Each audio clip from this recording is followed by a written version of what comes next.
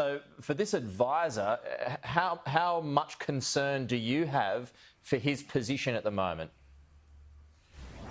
Look, I'm concerned. He's obviously being held by the military authorities. I know the Foreign Minister put out a statement expressing her concern over the weekend, and I understand embassy officials in Myanmar have been endeavouring to make contact with him. I think we last heard from him publicly anyway with a message I think he sent to Reuters news agency on Saturday morning, but since then he's been incommunicado with the outside world. So there's a lot of uncertainty and a lot of instability obviously in Myanmar right now, and we're doing our best to look after him, and I understand a number of other Australians who have been caught up in this too.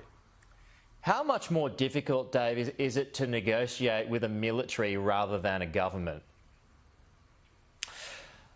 Well, look, this is a difficult entity to deal with. I mean, it's obviously for most of Myanmar's, last 30 to 40 years, the military has run the show there. They have been the government, but they're a very self-interested organisation, interested in their own prerogatives, their own survival.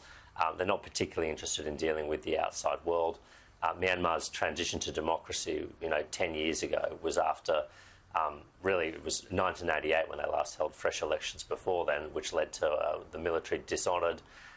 People took to the streets, the military staged a coup, and it was sort of 20 years until democracy came back.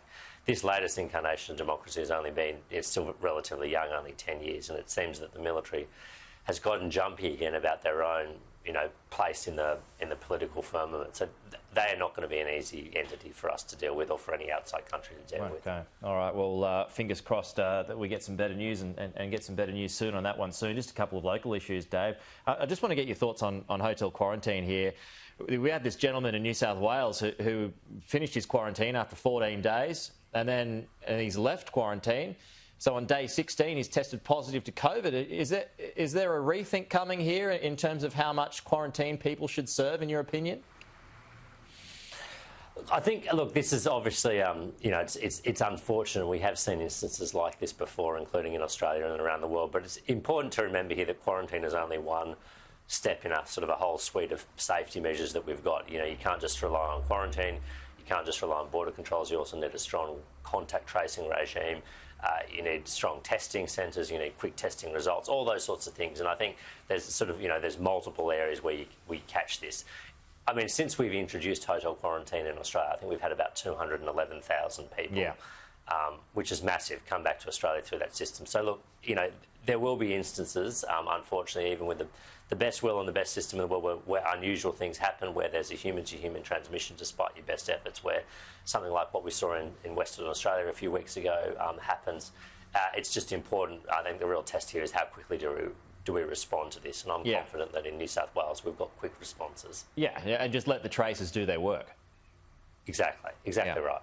Okay. Also, on net zero, it looks as though we're heading towards, an all systems go kind of situation towards net zero. But the Nats have weighed into it over the weekend, saying, well, the agriculture sector should get a bit of a pass here. What do you make of this? Is that a reasonable trade-off? Look, I think it's entirely reasonable for the Nationals to speak up for their constituents in rural and regional Australia. And I think, look, there will be sectors here that, find this harder to adjust to, and sectors that find it easier to adjust to. And, of course, we need to make allowances for that. I just make the point, though, that there are some huge opportunities for rural and regional Australia in this energy transition that's underway around the world. I mean, just a few weeks ago, there was a farm down near Yass, a cattle farm, that sold a huge amount of carbon credits to Microsoft for about $500,000 worth. And all they've done is change their grazing practices on the land to allow it to better regenerate soil carbon and store soil carbon. So, this isn't only people are right to be nervous about what the future holds, but I think there's a huge opportunity here. It might also be in renewable energy, it might be in producing low emission steel or low emissions aluminium. So I think we need to keep an eye on all of this. Obviously, we don't want any group of Australians to bear more of their burden in this, but I think I'm really optimistic about some of the opportunities that will flow Australia's way as a result of this energy transition. And do you fear if we go down this route that, some sectors get a pass, then other sectors will put their hands up and go, OK, hang on, well, what about us? Well, I think the point to make here, and the Prime Minister often makes this, is, CO2 doesn't have any nationality, emissions don't have any nationality, and the Earth's environment doesn't know whether a tonne of carbon dioxide has come from an industrial plant in the city, or whether it's come from an automobile, or whether it's come from a farm. And the reason that we're all doing this as a world is to reduce and eliminate over time CO2 emissions, so that the planet doesn't warm further than it already has. Now, I think that's the main thing here, how we do that behind the borders and how we figure out the burden sharing that might come with that. I think every nation will do that, but let's not lose sight of the main purpose here. It's to actually reduce our CO2 emissions. Yeah, and so you don't have any doubt that regional Australia would cop it if we go down the net zero emissions path?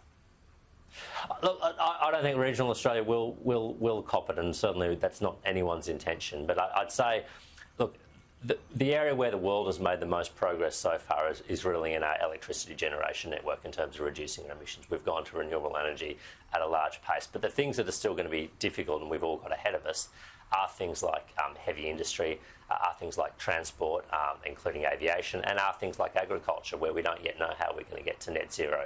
Is it going to be a change to practices? Is it going to be offsets? How are we going to do that? So these are challenges we need to solve, but I'm confident that with technology, with science and research, and with development, we will be able to solve them.